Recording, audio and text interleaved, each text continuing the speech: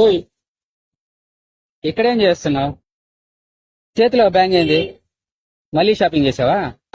లేదండి, పాత చీరలు అమ్మేదానికి వచ్చిన. పాత చీరలు అమ్మేదనిక? పాత చీరలు ఎవరు కొనుక్కుంటారు? కొనుక్కుంటారు, దీనికి డబ్బులు కూడా ఇస్తారు. అవునా? పదండి చూపిస్తా.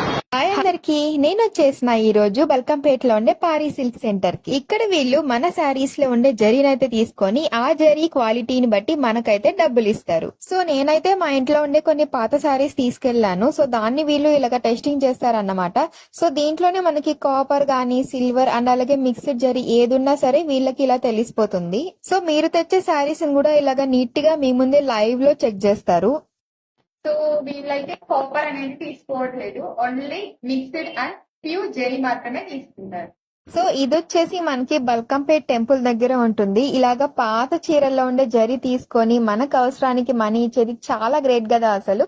సో నేను తీసుకెళ్లిన శారీస్ కి అయితే నాకు చాలా అమౌంట్ అయితే ఇచ్చారు. సో మా హస్బెండ్ అయితే షాక్ అయిపోయారు, అసలు ఏంటి పాత శారీస్ కూడా ఇలాగా మనీ ఇస్తారా అని చెప్పేసి. పాత చీరలు అంటే ఎన్ని డబ్బులు వచ్చాయో.